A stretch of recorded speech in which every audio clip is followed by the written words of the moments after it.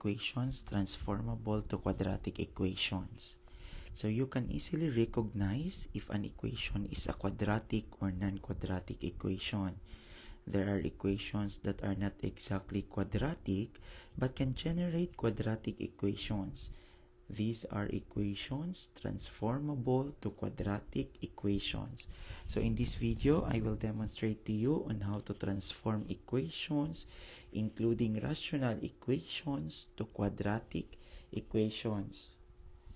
So equations transformable to quadratic equation. The general form of quadratic equation is ax squared plus bx plus c is equal to 0. But there are equations that are called in this guise quadratic equations. These equations are not exactly quadratic but can form quadratic equations. Like for example, we have x over x plus 2 is equal to x over 3. So like for example, if we have this type of rational equation, how are we going to transform that into quadratic equation? Okay, first, we are going to find its LCD. So what is the LCD of x over x plus 2 is equal to x over 3. To find the LCD, just simply multiply the denominator. So 3 times x is 3x. Then 3 times 2 is, or 3 times positive 2 is positive 6. So now this is our LCD. Next, after that, multiply both sides by LCD, or you can directly apply the cross multiplication. So 3 times x, we have 3x.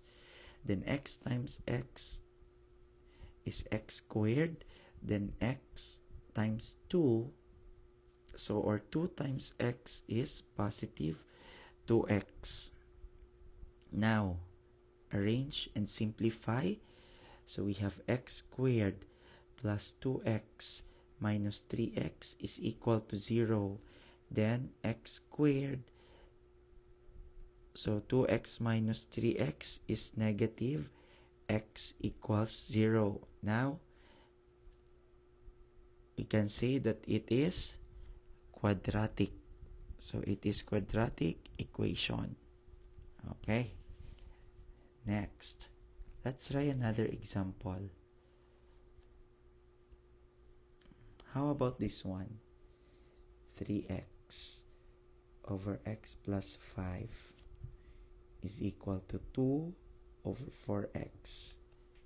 How about that?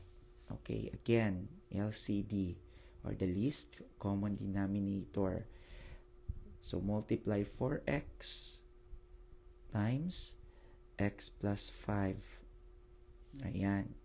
So 4x times x is 4x squared. Then 4x times positive 5 is 20x. So this is now our LCD. Ayan. Now, again, like what I said, you can multiply both sides by the value of our LCD, or you can directly multiply it in cross multiplication. So 3 times 4x times 3x is 12x is equal to 2 times x, 2x. And 2 times positive 5 is positive 10. Ayan. Again, 4x times 3x is 12x squared. Now, simplify, equate it into 0, and transform it into, or write it into standard form.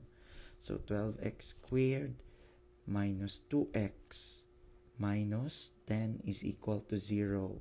Now, we can say that it is quadratic equation. Next, how about this one? 2x plus 1 all over x minus 4 is equal to 9x over 3x. again, the LCD. Hanapin natin si LCD. So, i-multiply natin si 3x at saka si x minus 4. We have 3x squared minus 12x. Ayan. Now, you can multiply both sides by the value of your LCD, or in short, you can directly apply the cross multiplication. So 3x times 2x plus 1, we have 6x squared plus 3x is equal to, x minus 4 times 9x, we have 9x squared minus 36. Ayan. 36x. Now, simplify, transpose on the other side, transpose this on the other side. So we have 6x squared minus 9x squared plus, copy the 3x, then transpose negative 36x on the other side. It becomes positive 36x equals 0. Next, simplify, combine the like terms. So 6x squared minus 9x squared, we have negative 3x squared. Then positive 3x plus 36x, we have positive 39x is equal to 0. Now we can say that it is quadratic equation. How about this one? Another example. If we have 5x squared minus 1 all over x plus 3 is equal to 9x over 2. How are we going to transpose that into a quadratic equation? Of course, wag nating kalimutan si LCD. Ano ba yung LCD nila? Again, like what I said, multiply the value of your denominator or get the product of your denominator. So 2 times x, we have 2x. Then 2 times 3 is positive 6. Next, you can multiply both sides by 2x plus 6, or you can directly apply the cross multiplication. So 2 times 5x squared, we have 10x squared. Then 2 times negative 1, we have negative 2 is equal to, okay, 9x times x, 9x squared. Then 9x times 3, positive 27x. Now, simplify.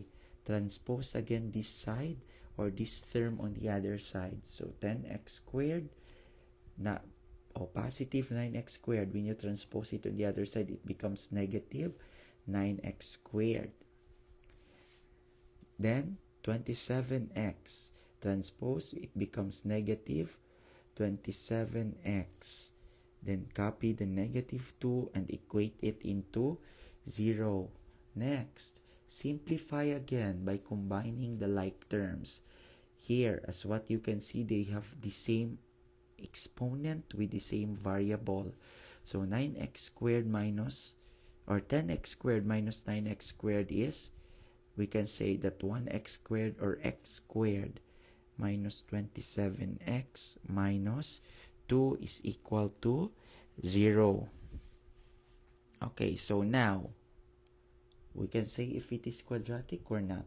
Of course, it is quadratic because as what you can see, the highest value of its degree or its exponent is 2. Okay. How about this one? Last example. X over 2 plus 1 over 3x is equal to 5. First, kunin natin again ang LCD. Ano ba yung LCD nila? Of course, i-multiply natin ang denominator, which is 2 times 3x. So we have 6x. Next, multiply both sides by 6x. O, ayan.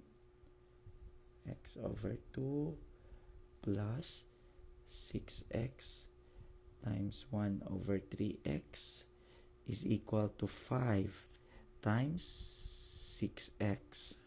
Ayan. Now, 6x squared over 2 plus 6x over 3x is equal to 30x. Then, simplify. 6x squared divided by 2 is 3x squared plus 6x over 3x is 2 is equal to 30x. Now, transpose. Write it in a standard form and equate it into 0. So we have 3x squared minus 30x plus 2 equals 0. Now, we can say that it is, yes, it is quadratic equation. So that's how to transform quadratic, or I mean rational equation into quadratic equation. So I hope that you've learned a lot. And don't forget to like, share, comment, and subscribe on my YouTube channel. And thank you for watching.